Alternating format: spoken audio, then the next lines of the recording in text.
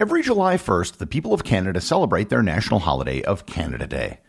The day dates back over 150 years, and despite what many people think, the day isn't exactly Canadian Independence Day. Also, for most of the time the day has been celebrated, it wasn't even called Canada Day, which can provide an insight as to what the day was originally celebrating. Learn more about Canada Day, its origins, and how it's celebrated on this episode of Everything Everywhere Daily.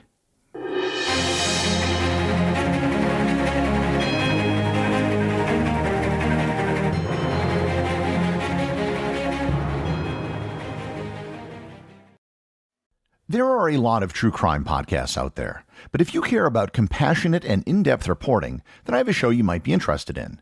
Missing. For 5 years, the Missing team investigated the disappearance of Maura Murray and the tireless community at the heart of the case. Since then, they have expanded their mission to raise awareness for the stories of other missing people, homicides, and injustices, all sourced from the nonprofit Private Investigation for the Missing's case file. Missing helps raise awareness and elicit tips, and pressures police to keep searching. Tim, Lance, and Jen are your weekly dose of harrowing stories and hopeful findings that you won't want to miss. I recommend you check out their recent interview with John Fariso on the disappearance of Jacob Olivier from Homestead, Florida in August of 2011. This is a very in-depth and fascinating episode. You can't go wrong with adding Missing to your podcast rotation. There's never a dull episode. Just search for Missing on Apple Podcasts, Spotify, or wherever you listen to this show. There have been many important weeks in history. Weeks where empires were toppled, kingdoms were established, and wars were decided. But perhaps the greatest week of all is Shark Week. I'm here to let you know that Shark Week is now a podcast. On Shark Week the podcast, marine biologist Luke Tipple welcomes a wide variety of guests to discuss sharks, the ocean, and how the world's biggest ecosystem impacts your daily life. You'll hear inspiring stories from shark encounter survivors, learn cutting-edge science from the world's foremost researchers, and listen in to controversial topics like whether it's okay to kill sharks in the name of science, or what's the connection between illegal shark fishing and human trafficking. Join Luke in exploring the surprising links between our lives on land and life in the ocean. On Shark Week the podcast, you'll learn about our oceans through the lens of the most captivating predator in the world, the shark. And as someone who's been in the water with all manner of sharks, including great white sharks off the coast of South Africa, it's a topic I personally find fascinating. You can listen to Shark Week the podcast wherever you get your podcasts. Once again, that's Shark Week the podcast.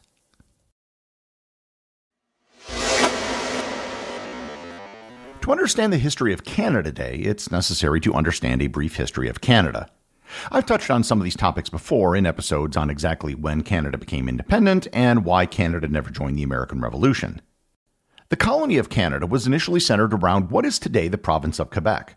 At the time of the American Revolution in the late 18th century, the majority of non-native people living in what is today Canada were mostly French-speaking. Despite being a British colony after the defeat of France in the 7 Years' War, it was culturally and linguistically French. Over time, however, British settlers increased, and the English-speaking community grew. There wasn't just a single Canadian-British colony either. There were several colonies, just as there were in the United States before the Revolution. The English colony of Newfoundland was established in 1610. The colony of Nova Scotia was created after the expulsion of French Acadians in 1763. In 1767, the island of St. John's, today known as Prince Edward Island, was split from Nova Scotia to become its own territory. The colony of New Brunswick was created in 1784 after the partition of Nova Scotia.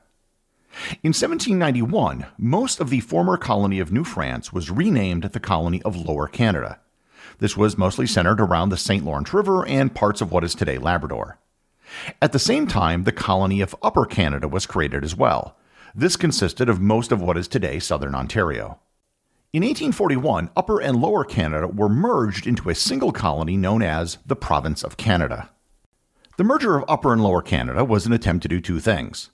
First was to use the money from Lower Canada to bail out the government of Upper Canada, which had gone bankrupt. The second reason was to dilute the vote of the French-speaking population in Lower Canada with people from Upper Canada. The capital of the Province of Canada moved around quite a bit, going from Kingston to Montreal to Toronto to Quebec City, and finally in 1866 landing in the city of Ottawa. By the 1860s, the British Empire was starting to face some problems. Several of their larger colonies, especially those that had significant numbers of British settlers, were becoming large, powerful, and wealthy in their own right, and the people living there identified themselves by where they lived, not from where their ancestors migrated. They had seen this play out in the 18th century in the United States, and there was a fear that revolution and calls for independence could break out in many of their colonies.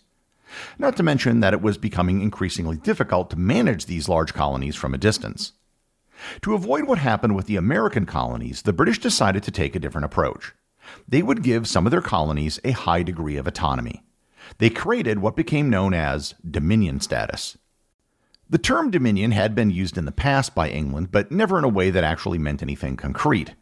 Wales was given the title of Dominion in 1535, and the Dominion of New England was created in 1686 for the collection of colonies in the Americas. In 1867, the British reorganized several of their remaining colonies in North America to become the Dominion of Canada.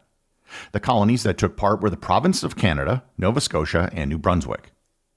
The new Dominion of Canada was to be very different than the system that preceded it. For starters, the Province of Canada was to be split into two separate provinces, Quebec and Ontario, with New Brunswick and Nova Scotia being separate provinces as well. The provinces would all exist in a federal system, retaining many rights themselves, but with some powers being exercised at the federal level. A federal parliament would exist that had a House of Commons and a Senate. There would also be an independent judiciary and a system of taxation. While the Dominion of Canada was to be given wide-ranging powers of autonomy, there was a catch. The British monarch was still to be the head of state, and all legislation passed by the Canadian Parliament still had to be approved by the British Parliament. Also, all foreign affairs were to be administered by Britain. The legislation codifying these major changes was known as the British North American Act, and it came into effect on July 1, 1867.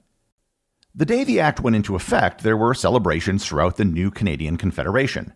Church bells rang, fireworks were set off, bonfires were lit, and there were feasts and festivities in all the provinces. The next year, the Governor-General of Canada, the representative of the monarch, issued a proclamation encouraging everyone to celebrate the anniversary of the day Canada achieved Dominion status on July 1st. Celebrations were informally held for the next decade. It wasn't until 1879 that a formal holiday was created which was known as Dominion Day. Dominion Day wasn't actually a major holiday on the Canadian calendar for years. Most of the celebrations were small and local in nature, and in many communities there were no celebrations at all. Dominion Day didn't have the same impact or meaning that Independence Day had, which was celebrated just a few days later by their neighbors to the south. In 1917, there was a big nationwide Dominion Day celebration to commemorate the 50th anniversary of the signing of the British North American Act. But again, after that, celebrations of Dominion Day fell off. One of the problems was the very name, Dominion Day. As Canada grew in the 20th century, Dominion status became more of a sticking point. It was a constant reminder that Canada was not fully in control of its own destiny. The first attempt to change the name of Dominion Day took place in 1946. A member of Parliament from Quebec named Phileas Cote introduced legislation that would change the name of the holiday from Dominion Day to Canada Day. The bill breezed through the House of Commons but was stalled in the Senate. The Senate eventually returned the bill, suggesting an alternative name, the National Holiday of Canada. The National Holiday of Canada doesn't really roll off the tongue as easily as Canada Day does, and the proposal eventually died. In 1958, Canadian Prime Minister John Diefenbaker initiated several traditions for Dominion Day. They began a Trooping of the Colour ceremony on Parliament Hill in Ottawa, similar to the military parade that takes place in London every year on the Sovereign's birthday. Other events took place on Parliament Hill, including concerts and fireworks displays. Despite the celebrations in Ottawa, Dominion Day still wasn't a huge Canadian holiday. The thing that revived the status of Dominion Day was the Canadian Centennial in 1967. The 100-year anniversary of the implementation of the British North American Act sparked a renewed interest in Canadian history. There were larger celebrations in Ottawa that year, which were televised all over Canada. Until 1967, most of the celebrations that took place on Parliament Hill were totally unknown to the rest of the country. There were also centennial celebrations all over Canada, which began a revival in the celebration of Dominion Day. As Dominion Day celebrations began to proliferate and gain in popularity, the issue of the name came back up. More and more people began referring to Dominion Day as Canada Day, and there was a movement to formally change the name to Canada Day. There was also pushback from people who wanted to keep the name Dominion Day just for the sake of tradition. Things finally came to a head in 1982. 1982 was a landmark year for Canada and its constitution. The Constitution Act of 1982 was passed, which included the Canadian Charter of Rights and Freedoms. Perhaps the biggest change was that it finally removed the ability of the British Parliament to approve Canadian legislation. This had mostly been a formality and a rubber stamp process, but it was still a thing, and a very annoying thing. The bill also retroactively renamed the British North American Act of 1867 to the Constitution Act of 1867.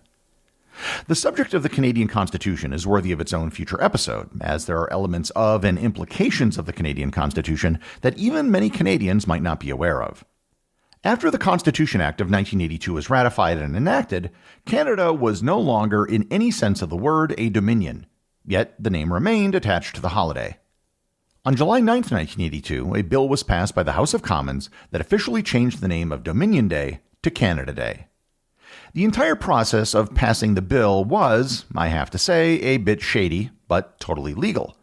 There were only 12 members in Parliament at the time when the vote took place, which was well below the number necessary for a quorum. However, the rules of the House of Commons stipulated that unless a member made an explicit quorum call, votes could still take place. So the vote did take place, and it passed in 5 minutes without debate. It went to the Senate, where there was grumblings about the way it was done, but in the end it passed, and Dominion Day was officially replaced with Canada Day.